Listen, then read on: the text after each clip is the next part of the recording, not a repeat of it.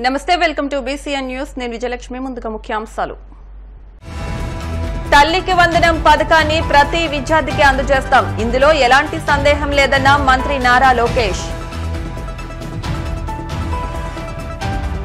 శ్రీవారి laddu నాణ్యతపై TTD EO Shyamalarao స్పష్టత నాణ్యమైన నెయ్యి కోసం కమిటీ వేసినట్టు స్పష్టం అనుమతి లేని ఫ్లెక్సీలను తక్షణమే తొలగించండి అధికారులను ఆదేశించిన కాకినాడ కమిషనర్ భావన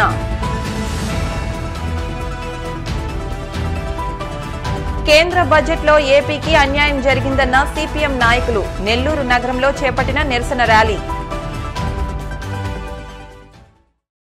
తల్లికి వందనం పథకాన్ని ప్రతి విద్యార్థికి అందజేస్తామని ఇందులో సందేహం లేదని శాసన మండలిలో మంత్రి లోకేష్ స్పష్టం చేశారు. వైసీపీ విమర్శలను తిప్పుకొట్టేలా మంత్రి నారా లోకేష్ అమ్మకు వందనం పథకంపై స్పష్టతనిచ్చారు. బడికి వెళ్లే పిల్లలు ఎంతమంది ఉంటే అంతమందికి తల్లికి వందనం ఆర్థిక సహాయం అందజేస్తామని తేల్చి చెప్పారు. అదే సమయంలో ప్రభుత్వ ప్రైవేటు స్కూళ్లు అనే తేడా లేకుండా ఈ పథకం అమలు చేస్తామన్నారు. వైసీపీ హయాంలో నాడు నేడు పేరుతో నిధుల దోపిడీ జరిగిందని అలాగే ప్రభుత్వ స్కూళ్లలో విద్యార్థుల సంఖ్య కూడా తగ్గిందన్నారు. విద్యార్థులపై ఒత్తిడి లేకుండా సరికొత్త బోధనా పద్ధతులు అమలు చేస్తామని అన్నారు. వచ్చే విద్యా సంవత్సరం నుంచి కొత్త విధానాన్ని అమలు చేస్తామని ప్రభుత్వ స్కూళ్లలో చేరే విద్యార్థుల సంఖ్య పెరిగేలా చర్యలు చేపడతామని అన్నారు.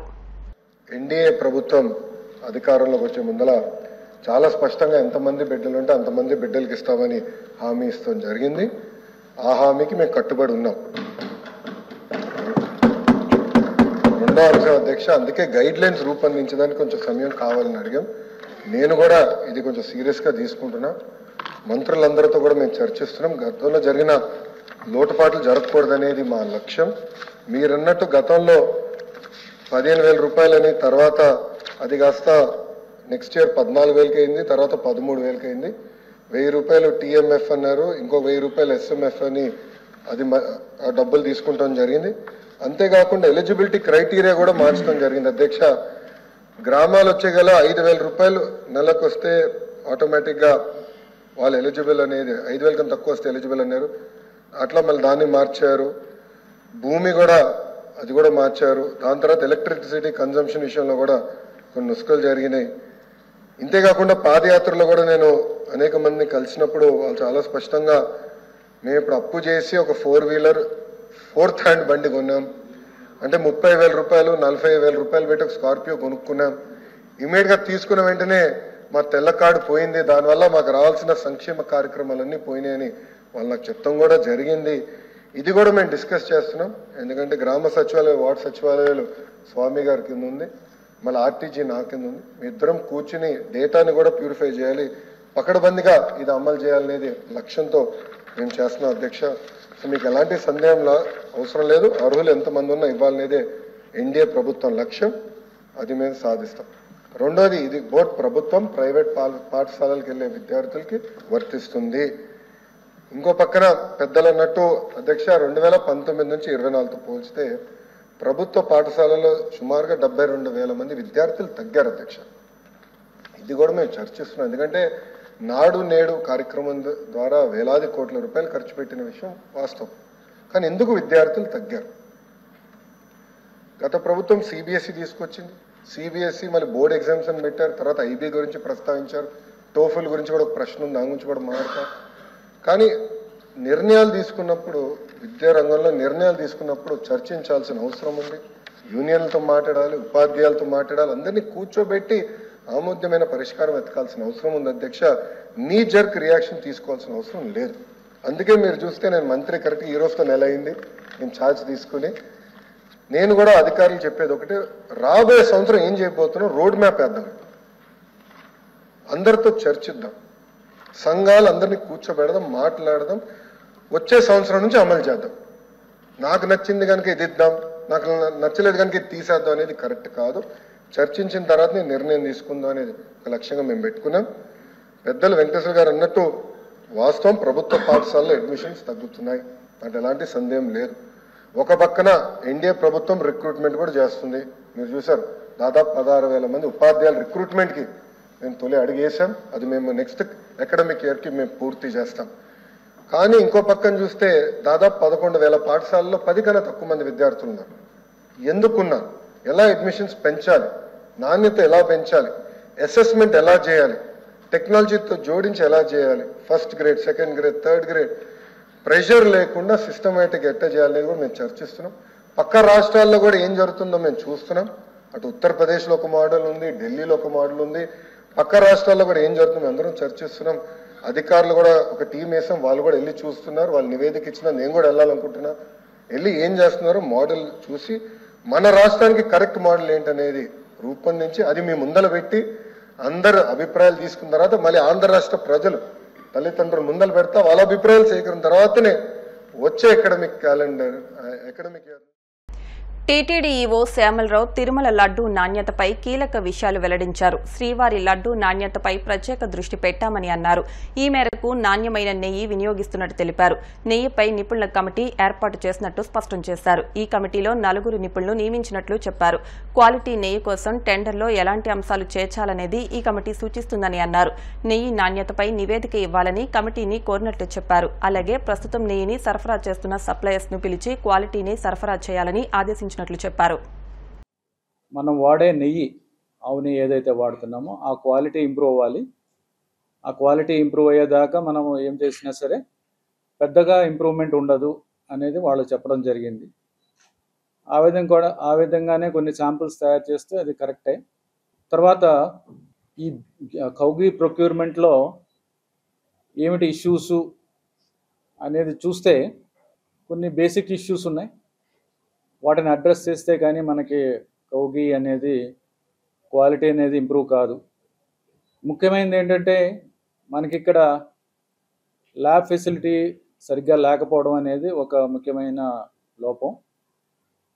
మనకి ల్యాబ్ ఉంది కానీ గీని బేసిక్ టెస్టింగ్స్ చేయడానికి ఉపయోగపడుతుంది, కానీ అడల్ట్రేషన్ టెస్టింగ్ చేయడానికి సరైన ఎక్విప్మెంట్ లేదు. 2 ఎక్విప్మెంట్ కావాలి. సో ఆ ఎక్విప్మెంట్ ఇక్కడ లేదు. దానివలన మనం అది చేయలేకపోతున్నాం. కాకపోతే బయట ల్యాబ్స్కి పంపించాల్సి వస్తుంది. కానీ మనం రోజు 2 ట్యాంకర్స్ దాకా అలా అవసరం ఉంటుంది. మనకి కంటిన్యూస్గా రిక్వైర్మెంట్ ఉంటుంది కాబట్టి కొంత ఇబ్బంది ఉంది. అది చేయలేకపోతున్నాం కాబట్టి సప్లయర్స్ అడ్వాంటేజ్ తీసుకోవడం ఒకటి కనిపిస్తుంది. తర్వాత ప్రొక్యూర్మెంట్ సిస్టమ్ కూడా మనకి ఇబ్బందులు ఉన్నాయి. అంటే మనం చేసే ప్రొక్యూర్మెంట్లో వాళ్ళకున్న డాక్యుమెంట్స్, అంటే good manufacturing practices and FSSAI certifications, ఇలాంటి డాక్యుమెంటేషన్స్ తీసుకొచ్చి ఇస్తున్నారు. అందరూ కూడా దాంట్లో పాస్ అయిపోతున్నారు. ఆ తర్వాత టెండర్కి వెళ్తాము. టెండర్కి వెళ్ళిన తర్వాత రేట్స్ వేస్తారు. రివర్స్ టెండరింగ్ వెళ్తాము, వాళ్ళకి రేట్స్ వస్తుంది. ఫైనల్గా ఆ రేటుతో మనము ప్రొక్యూర్ చేయడానికి ప్రయత్నిస్తున్నాం. ఆ రేటు కాంపిటేటివ్ రేట్లో అంత అంటే దీనివల్ల ఏంటంటే క్వాలిటీ ఉన్నా లేకపోయినా ఈ సర్టిఫికేషన్స్ పెద్ద ఉపయోగం లేదనేది ఒకటి అబ్జర్వ్ చేశాము. ఏంటంటే సర్టిఫికేషన్స్ అందరికీ ఉంటున్నాయి, కానీ యాక్చువల్గా ఆన్ గ్రౌండ్ వాడు చెయ్యగలడా, చేసే కెపాసిటీ ఉందా, లేకపోతే బయట నుంచి తీసుకొచ్చి ఇచ్చి మనకి సప్లై చేసేస్తాడా, అంటే ఏదో సబ్ కాంట్రాక్ట్ లాగా లేకపోతే వేరే దగ్గర కొనేసి మనకి ఇచ్చేస్తాడా అదే గీని అనేది మనకి డౌట్స్ రావడానికి అవకాశం ఉంది. ఎందుకంటే వాడి దగ్గర కెపాసిటీ, వాడుకున్న క్వాలిటీ అవన్నీ కూడా అసర్టైన్ చేసే సిస్టమ్ లేదు. సో ఉందా లేదా అనేది మాత్రమే చూస్తున్నాం. ఆ పర్టికులర్ సర్టిఫికేషన్ ఉందా లేదా అని ఫీల్డ్ ఇన్స్పెక్షన్ కూడా చేస్తున్నాము. బట్ ఏంటంటే బెస్ట్ క్వాలిటీకి జస్ట్ ఆ కట్ ఆఫ్ ఏదైతే ఉందో వాడు దాటిన వాడికి పెద్దగా డిఫరెన్స్ ఉండటం లేదు. సో ఆ విధంగా వాడు మ్యానుఫ్యాక్చర్ చేసేదానికి కూడా అంత క్వాలిటీ ఉండట్లేదు అనేది అబ్జర్వ్ చేయడం జరిగింది. ఎక్స్పర్ట్స్ ఒపీనియన్ కావాలి. డైరీ ఫీల్డ్లో ఎక్స్పర్ట్స్ చాలామంది ఉన్నారు. వాళ్ళ ఎక్స్పర్ట్ ఒపీనియన్ తీసుకుని చేస్తే బాగుంటుందనే ఉద్దేశంతో ఒక ఎక్స్పర్ట్ కమిటీని ఒకటి ఫామ్ చేయడం జరిగింది. అనుమతి లేని ఫ్లెక్సీలను తక్షణమే తొలగించాలని కాకినాడ నగరపాలక సంస్థ కమిషనర్ భావన అధికారులను ఆదేశించారు.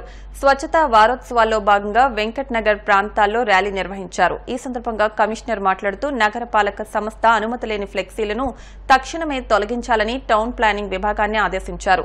అనుమతి లేని ఫ్లెక్సీలు, బ్యానర్లు, హోర్డింగ్లను తొలగించేందుకు స్పెషల్ డ్రైవ్ చేపట్టాలని కోరారు. నగర సుందరీకరణను దృష్టిలో ఉంచుకుని ఆయా వ్యాపార సంస్థలు నగరపాలక సంస్థకు సహకరించి అనుమతి లేని ఫ్లెక్సీలను స్వచ్ఛందంగా తొలగించాలని కోరారు. అలా తొలగించని పక్షంలో నగరపాలక సంస్థ తరపున తొలగించి వాటిని ఏర్పాటు చేసిన సంస్థలపై తగిన చర్యలు తీసుకుంటామని ఆమె పేర్కొన్నారు.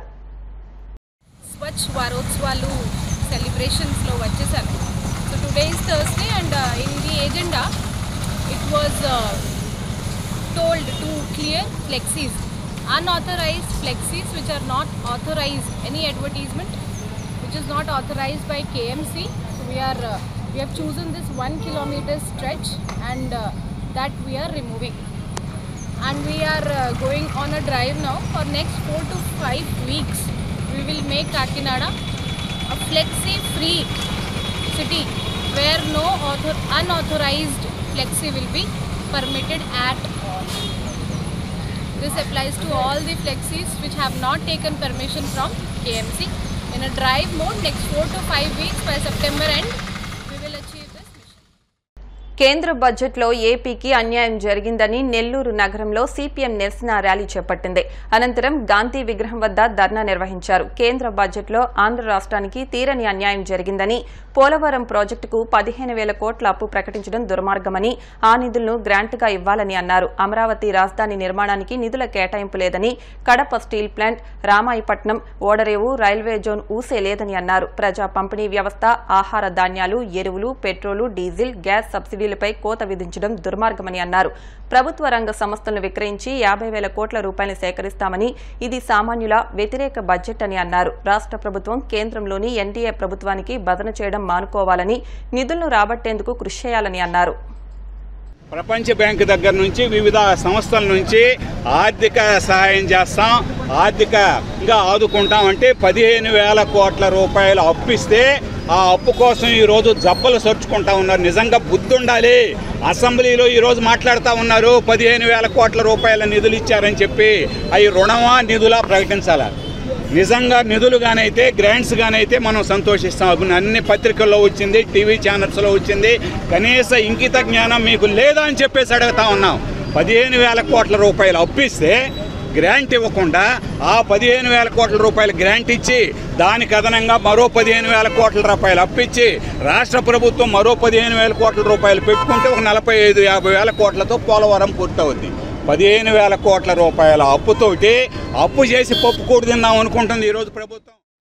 ఇటీవల కురిసిన భారీ వర్షాలకు గోస్తాని నదికి గండిపట్టంతో పాలకోడేరు మండలం మోగొల్లు గ్రామంలోని గుత్తులవారిపాలెం ఎస్టీ కాలనీలోని 33 కుటుంబాలకు హైజీనిక్ కిట్లను అందజేశారు. ఈ సందర్భంగా రెడ్ క్రాస్ పశ్చిమ గోదావరి జిల్లా చైర్మన్ ఎం శివరాం భద్రరాజు మాట్లాడుతూ కలెక్టర్ ఆదేశాల మేరకు Indian Red Cross society west Godavari శాఖ ఆధ్వర్యంలో ఈ కిట్లను పంపిణీ చేసినట్టు తెలిపారు. ఈ కార్యక్రమంలో Red Cross senior life member Gopisetti Muralikrishna Rao, coordinator S Malleswara Rao, mandal MRO, VRO, గ్రామ సర్పంచ్ తదితరులు పాల్గొన్నారు. ఇది ఇండియన్ రెడ్ క్రాస్ తరపున ఇచ్చారన్నమాట. ఇండియన్ రెడ్ క్రాస్ అంటే ఇది ఒక స్వచ్ఛంద సంస్థ. 200 దేశాల్లో ఉంది. అలా ఎక్కడ ఏ ఆపద వచ్చినా, ఇలా వరదలు వచ్చినా, భూకంపాలు వచ్చినా, యుద్ధాలు జరిగినా ఎక్కడైనా సరే ఇండియన్ రెడ్ క్రాస్ సొసైటీ ఎవరైతే బాధితులు ఉన్నారో వాళ్ళకి ఇస్తారన్నమాట. ఇది ఏ రాజకీయ పార్టీకి సంబంధించింది కాదు, ఏది కాదు. సో ఇక్కడ ఇలా ఇబ్బంది ఉందని ఎంఆర్ఓ గారు, విఆర్ఓ గారు కలెక్టర్ ఆఫీస్ ద్వారా రెడ్ క్రాస్ ఆఫీస్ తెలియజేయడం వల్ల వాళ్ళు తెలియజేయడం ద్వారా రెడ్ క్రాస్ భీమవరం అంటే ఇది వెస్ట్ గోదావరి ఇప్పుడు మన హెడ్ క్వార్టర్స్ అయింది కాబట్టి హెడ్ క్వార్టర్స్ నుంచి మీకు ఈ ఎక్విప్మెంట్ వచ్చిందన్నమాట. ఇందులో మీకు హైజీనిక్ కిట్లు అన్నీ ఉంటాయి. ఓకే, మీకు అందరికీ అన్నీ ఉన్నాయి కదా. ఇటువంటి విపత్తులు వచ్చినప్పుడు మీకు సహాయ సహకారాలు అందజేస్తాం. మొన్న గోస్తా నదికి గండిపడిన తర్వాత ఎస్టీ కాలనీలోకి కొంతమేర నీరు చేరడం జరిగింది. దాంతో జిల్లా కలెక్టర్ గారు ఈ కాలనీకి సందర్శించి వీరికి కావాల్సిన సౌకర్యాలు వాటిని కూడా కల్పించడానికి హామీ ఇచ్చున్నారు. అదేవిధంగా ఈ రెడ్ క్రాస్ స్వచ్ఛంద సంస్థ వారికి ఇక్కడ జరిగిన విషయాన్ని ఈ శానిటేషన్కి ఉపయోగపడే విధంగా ఏదన్నా చేయాలని చెప్పని వాళ్ళకి తెలియజేస్తే కలెక్టర్ గారి అభ్యర్థన మేరకు వారు ఈరోజు వచ్చి కాలనీలో వాసులకి శానిటరీ కిట్లు పంపిణీ చేయడం జరిగింది. ఈరోజు ఇండియన్ రెడ్ క్రాస్ పశ్చిమ గోదావరి జిల్లా శాఖ తరపున పాలగూడేరు మండలం మోగొల్లు గ్రామం గుత్తులవారిపాలెంలో ఈ ఎస్టీ కాలనీలో ఎక్కడ ఇది వరద వల్ల ఇబ్బంది పడుతున్న ఏరియాలో 33 మందికి హైజీనిక్ కిట్స్ అందజేయడం. ఇప్పుడు కాసేపు ప్రకటనలు.